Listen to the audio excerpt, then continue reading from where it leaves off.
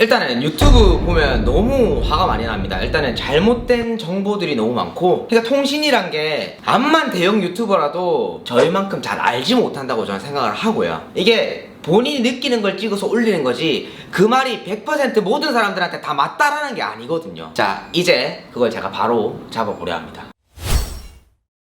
자, 반갑습니다. 저는 창원에 있는 KT 중텔레콤에서 현재 홍보팀이자 유튜브 이렇게 진행하고 있는 정우승이라고 하고요. 자, 오늘은 저희 구독자 여러분들이 궁금해하시는 자급 제품과 통신사 폰에 대한 차이를 좀 얘기를 해달라 라고 얘기를 해주시더라고요. 그래서 저희도 이번에 최근에 이제 아이폰을 판매를 하면서 이게 자급제가 뭔지, 공기계인지, 그냥 통신사 제품만 아니면 다 자급제라고 생각을 하시는 분들도 많고, 잘못된 정보들이 너무 넘쳐나서 거기에 그런 인식이 쌓인 것들 때문에 제가 그걸 바로잡고자 오늘은 자급제 vs 통신사, 이렇게 두 가지의 장단점과 그리고 잘못된 진실을 제가 한번 바로 잡아보려 합니다. 일단 자급제부터 뭔지 알려드릴게요.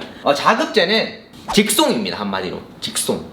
애플이나 또는 삼성에서 기계를 만들겠죠. 이렇게 휴대폰을 만듭니다.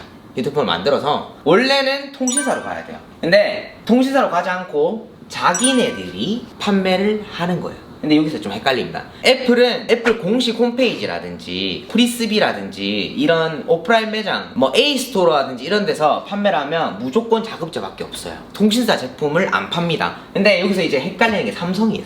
삼성은 일반적으로 인터넷에서 삼성 스토어라든지 이런 데 들어가서 사면 자급제 폰을 살 수 있지만, 일반적으로 삼성 디지털 프라자라든지 또는 그런 데 가면 이 삼성도 통신사 제품을 파는 게 돈이 되니까 통신사 제품을 팝니다. 삼성 스토어 오프라인 매장에서 샀다고 하더라도, 또는 하이마트나 전자랜드에서 샀다고 하더라도 무조건적인 자급제가 아닌 거예요. 확인이 꼭 필요합니다. 쿠팡의 경우에 대부분 다 자급제를 취급한다고 생각을 하겠지만 그렇지 않습니다. 쿠팡에서는 실질적으로 주식회사 쿠팡이라는 통신사 대리점 코드가 있어요. 그렇기 때문에 정말 잘 봐야 돼요. 쿠팡에서 샀다고 무조건적인 자급제는 아니다. 통신사 구입처는 속히 얘기해서 대형 통신사들, KT, SK, LG 이런 곳들에서 사면 일단 무조건 통신사고, 두 번째로 이제 성지, 그리고 판매점은 뭔지 아시죠? 3사 다 파는 곳들. 그러니까 성지랑 판매점, 이건 또 한 묶음입니다.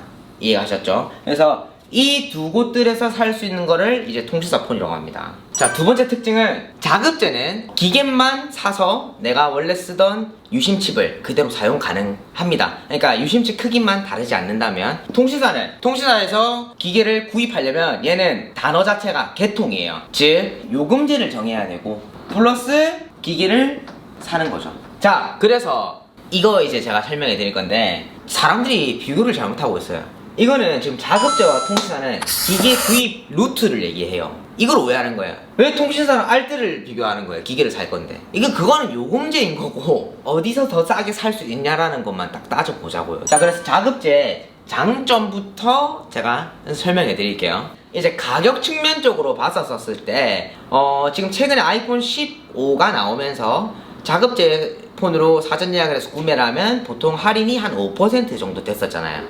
그다지 높지 않단 말이에요. 점점 자급제도 포화 상태이기 때문에 싸지 않는 것 같습니다. 근데 싸게 살 수 있는 모델이 있어요. 어떤 모델이냐면, 아무래도 통신사를 거치지 않기 때문에 기간이 오래된 기계일수록 자급제가 더 싸집니다. 그러니까 제품 가치가 떨어지기 때문에. 오래 묶어두면 어떻게 됩니까? 얘는 손실이잖아요. 새 거 만들어서 계속 팔아야 될 건데, 오래된 기계일수록 재고가 남아있다면 신모델은 요새는 아닌 것 같습니다. 그러니까 속히 얘기해서 악성 재고들이 될 만한 폴드류, 기술의 혁신을 계속 진화시켜야 팔리는 모델도 있잖아요. 자, 그리고 알뜰 통신사. 내가 지금 알뜰 통신사인데 지금 당장 KT나 SK나 LG 안 갈 거예요. 알뜰 통신사는 뭐 통신사별로 좀 다 틀리긴 하지만 일단은 기계를 팔진 않아요. 자기네들이 사와서 파는 경우들도 있지만 대다수는 기계를 팔지 않습니다. 그래서 알뜰 요금제를 쓰고 있다면, 내가 굳이 계속 이 알뜰 요금제를 유지를 하고 싶다면 자급제를 무조건 사야 되는 거예요. 자급제를. 저는 그냥 딱 이 두 가지라고 저는 생각을 합니다. 자, 그러면 자급제 단점. 이 자급제 단점 얘기하는 건 없어요. 일단은 자급제는 오프라인 매장 가면 현금으로 구매할 수 있을 거고, 인터넷에서 내가 사면 카드로 결제를 해야 되겠죠. 근데 이 할부 계열수는 누가 정합니까? 고객이 정해요. 일시납을 하는 사람이 있고, 6개월 무이자를 하는 사람이 있고, 그냥 단순히 12개월 유이자를 하는 경우들이 있고, 24개월 유이자 하는 경우들이 있어요. 근데 내가 만약에 어떠한 혜택이 없어서 유이자를 봐야 된다면 통신사보다 할부이자가 더 높다는 거예요. 그럼 무조건 통신사가 할부이자가 막 나온다라고 생각을 하는 사람들이 있는데, 그게 아니에요. 예를 들어서 내가 36개월로 카드를 긁을 거예요. 이자가 통신사 이자율보다 더 높다는 거예요. 보통 작으면 6%에서 많으면 더 붙겠죠. 그리고 연체가 되면 가상금이 더 많이 붙어요. 카드가 그게 더 위험하단 말이에요.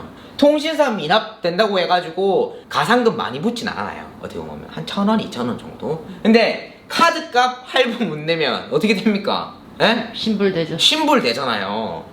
카드 연체되면 최대 20%까지 붙는단 말이에요. 그러니까 무이자 할부 이런 혜택 말고는 실질적으로 이렇게 할부를 길게 끌고 가거나 유이자를 봐야 되면 통신사에서 사는 게 더 나을 수도 있단 말이에요. 대신에 이거는 카드사별로 다 틀립니다. 카드사별로. 자급제 이제 두 번째 단점은 모든 걸 내가 다 알아서 해야 된다. 만약에 내가 인터넷에서 샀다라고 가정하면 우선에는 이거를 받아서 내가 유심을 꽂고 내가 안에 있는 걸 다 옮겨야 되며, 내가 요금제 변경을 하려면 내가 일일이 다 찾아보고, 그리고 선택 약정 할인이라든지 이런 것들을 보려면 또 내가 알아서 다 가입을 해야 되고, 그런 번거로움이 있습니다.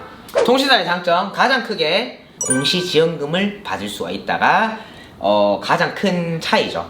공시지원금을 받는다는 거는 결국에는 내가 약정을 가입을 해야 되는 거고, 실질적으로 최초 통신사에서 내가 어떠한 요금제를 정하고 기기를 정했었을 때 내가 기계값 지원을 받을 건지, 또는 선택 약정 할인, 즉 사람들이 많이 알고 있는 이제 요금 할인을 받을 건지 정할 수 있어요. 자급제 같은 경우에는 이제 알뜰 또는 통신사에서 요금 할인을 보는 것밖에 안 되지만, 통신사는 공시지원금 또는 요금 할인을 볼 수가 있는 거예요.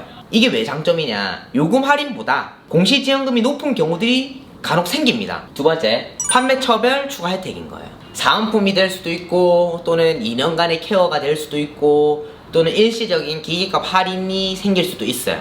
그게 눈에 보이든 안 보이든 다 돈이 들어가는 부분이니까 이 판매처별 혜택을 어느 정도라도 받게 되면 자급제보다는 좀 더 싸다. 내가 통신사에서 요금을 유지를 해야 돼요. 그러면 실질적으로 이 어디서 사느냐에 따라서 정말 가격이 천차만별이기 때문에 이 자급제는 소통이 안 되잖아. 고객님이랑 이 직원이랑 소통이 안 된단 말이에요. 휴대폰을 많이 사보신 분들이라든지 또는 통신사를 아직까지 충성적으로 잘 구입을 하는 사람들은 그런 소통이 되기 때문에 그런 혜택들을 어느 정도 받은 사람들이 많다라는 거예요.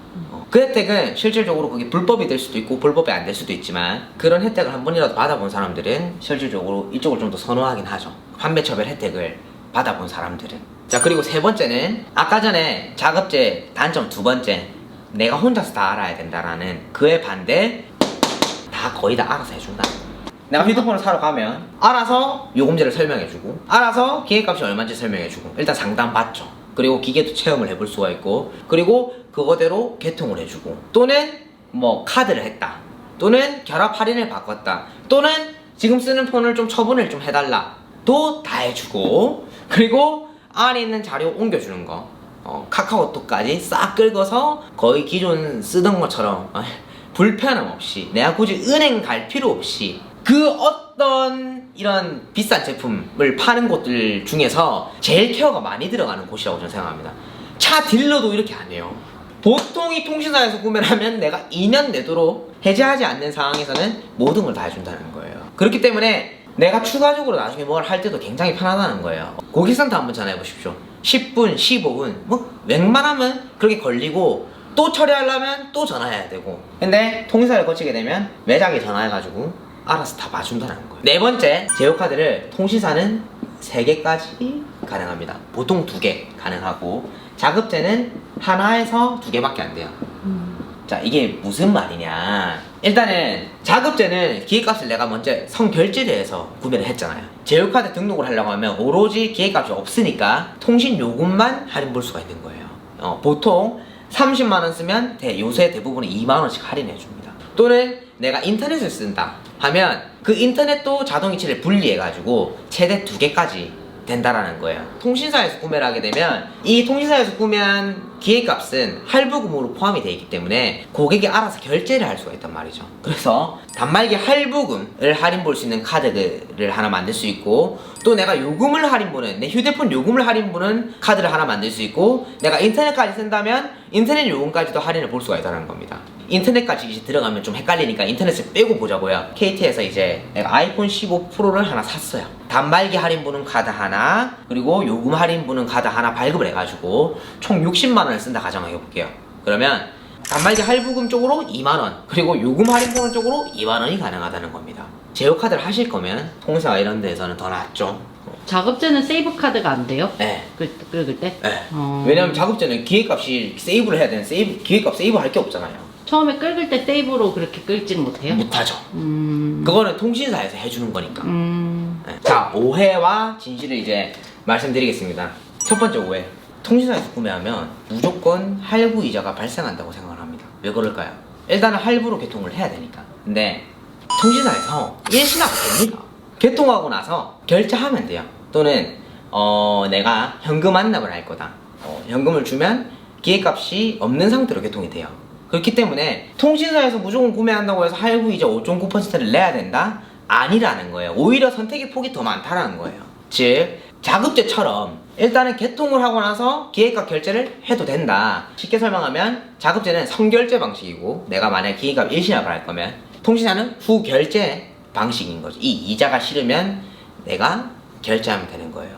두 번째 왜 무이자 할부. 무이자 할부에 대해서 말씀드리면, 현재 통신사 쪽에는 실질적으로 무이자 할부를 볼 수 있는 카드들이 많이 나오고 있습니다. 이게 트렌드이니까. 최근에 이제 나온 BC 바로 카드나 우리 누 플러스 카드들이 있어요. 그 카드를 하나 발급을 해가지고 그걸로 통신사 할부를 결제를 하고 요금 자동이체만 하면 안 써도 돼요. 무이자 할부를 제공해 준다는 거야. 이게 통신사에서 해준다고 하니까 무조건 써야 된다고 생각하는 사람들 진짜 많은데, 쓰면 그와 더불어서 아까 제가 말씀드렸듯이 요금 할인을 해주는 거지, 기계 사고 나서 그 카드 발급받은 걸로 기계 결제하고 요금 자동이체만 하면 무이자를 해줍니다. 쓸 필요 없어요. 쓰지 마세요. 어쨌든 작업제로 구매해도 특정 카드사를 지정을 해가지고 무이자를 제공을 해주는 거지, 또는 할인율을 제공을 해주는 거지, 모든 카드가 다 되는 건 아니거든요. 그거는 똑같다고 좀 봅니다. 약정을 그렇게 싫어하더라고요. 그러니까 약정이라는 게 뭐냐면, 아까 공시지원금 받은 거 또는 달달이 요금 할인 받는 거를 약정이라 부릅니다. 자급제로 사더라도 내가 메이저 통신사면 무조건 요금 할인을 봐야 돼요. 그게 약정인 거예요. 자급제를 사더라도 약정 가입은 하는 게 나아요. 왜 하는 게 나은지 보여드릴게요. 내가 2년 이내에 타 통신사로 갈 일이 있다 라고 한다면 약정 안 하는 게 낫습니다. 왜냐면 위약금이 될 수도 있으니까. 근데 왜 무조건 하는 게 낫냐, 내가 2년 동안 쓴다고 KT에서 계약을 해가지고 8만원짜리 요금제를 써요. 나는 원래 8만원을 내야 되는 사람이에요. 월정액이 8만원인 거예요. 근데 이번에 휴대폰 사면서 선택약정 할인, 요금 할인을 가입을 한 거예요. 이 약정이에요. 그래서 KT에 써주셔서 감사합니다. 고객님 원래 8만원짜리인데 저희가 달달이 25% 2만원씩 할인해가지고 고객님 6만원만 저희가 2년 동안 받겠습니다. 써주시니까 너무 감사해가지고. 좋은 거예요, 안 좋은 거예요? 너 원래 8만원 내야 되는데 좋은 거잖아요. 자, 그런데 나 1년 뒤에 해지할 건데, 1년 뒤에 해외 가야 되는데, 위약금과 할부금 오해하시는 분들이 많은데 위약금이에요. 내가 달달이 2년 약정으로 지금 2만원씩 할인 본다고 했잖아요. 원래 내가 8만원 내야 되는데, 그럼 내가 1년 있다 해지하면 위약금 할인 받은 만큼 내는 게 위약금인 거예요. 손해예요? 손해가 아닌 거예요. 이게 왜 손해예요? 내가 원래 8만원 내야 되는 사람인데 2만원씩 깎아줬어. 그래서 약속을 어겼어. 1년 만에 해지했어. 그러면 2만원 곱하기 12개월 한 24만원을 내는 거예요. 원래 내가 냈어야 되는 돈이에요. 이거 이상 나오지 않는다는 거. 절대 내가 할인 받은 만큼 내는 거고 더 줄어 있다는 말이에요. 예를 들어서 한 18개월 동안 할인 받았어요. 그러면 2만원씩 18개월을 나중에 다 내야 되는 게 아니라 줄여 있다고요. 계산 방식은 너무 복잡하지만 이거보다 훨씬 더 줄어 있다고요. 또는 공시지원금으로 샀어요. 그럼 초반에 50만원이라는 기획값 지원을 받았어. 얘가 점점 가면 갈수록 위약금이라는 형태가 점점 줄어 있어요. 그리고 18개월 되면 유예 처리를 해주죠. 내가 똑같은 통신사에서 기기 변경을 하면. 선택약정 할인. 이게 왜 오해가 생겼냐. 마이KT나 통신사 어플 들어가면 일단 무조건 내가 기기를 바꿀 때 위약금을 내야 된다고 떠 있어요. 유예가 된다라고 안 떠 있어요. 이거 아까 전에 선택약정 무조건 드는 게 낫다고 했잖아요. 그리고 공시지원 이 약정들 위약금 안 나오는 낼 때도 있고 안 낼 때도 있어요. 소비자는 다 내야 된다고 생각하지만 우리가 봤었을 때는 안 내는 상황들이 훨씬 더 많아요. 특히나 이분들은 쉽게 설명하면 보통 2년에 폰을 3번 바꾸지 않으면 절대 안 나온다는 거예요. 이 약정에 대한 위약금은 기기 변경할 때. 자, 그 얘기 엄청 복잡하거든요. 복잡하기 때문에 제가 다음 강의에서 이 공시지원금이랑 요금 할인 어떤 게 유리한지랑 어떻게 해서 위약금이 안 나오는지는 다음 본편에서 말씀드리겠습니다. 고생하셨습니다. 그러면 2년 동안 2번은 바꿀 수 있다는 얘기네요? 2년 동안은 2번은 바꿀 수 있죠.